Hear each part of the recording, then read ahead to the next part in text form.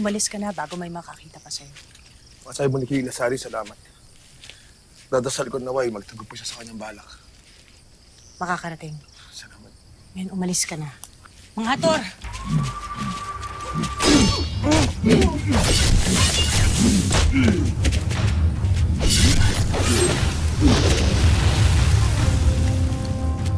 Umalis ka na, Hitano.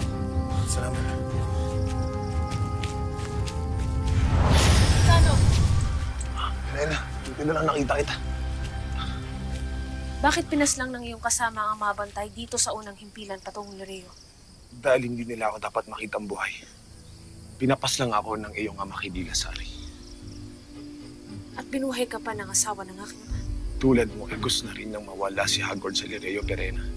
Kaya kung magtutulungan kayo ni Kila Sari, tiyak ko may magagawa kayo laban sa iyong ama. At sa lahat ng kaaway niyo.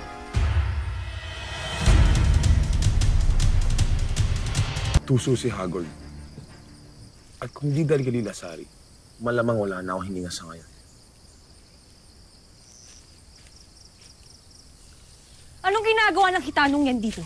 Malaki naging kasalanan niya sa akin, kaya paalisin mo siya! Kung hindi! Hindi siya sasaktan, Elena. Lalo pat dahil sa'yo, kaya siya pinarusahan ng aking ama. Kahit na, hindi ko pa rin siya ibig patawarin. Ngunit kailangan mo siyang pakisamahan, Elena. Lalo pat si Hitano ang magiging tuloy natin kay Kila Sari.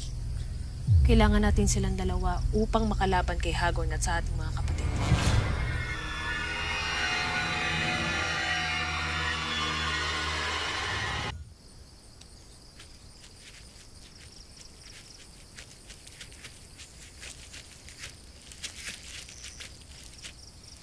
Hindi ka dapat nagtitiwala kay Hitano dahil isa siyang manlilin lang.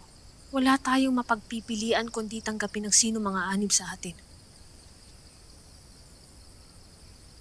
Saan ka nga pala galing?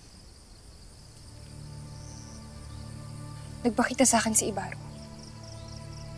Sinubukan niyang magpaliwanag ukol sa pagkamatay ni Khalil. Pinaslang siya ni Danaya pagkat kaanib ni Hagord si Khalil. Hindi nila itinuturing na kadugo ang iyong anak, kundi kaaway. Kaya't labis na nagtataka ako kung bakit pilit na pinagtatakpan ng iyong katipan si Danaya. Marahil ay wala talaga siyang pagmamahal para sa aming anak. Yun nga ang dahilan. Kaya't huwag ka nang muli magpapabilog sa kanya. Matagal na ako naliwanagan sa kanya, Perena. Hinding-hindi na ako magtitiwala kay Ibaro sa ating mga kapatid. Mga Encantadits, para sa exclusive updates, punta lang sa www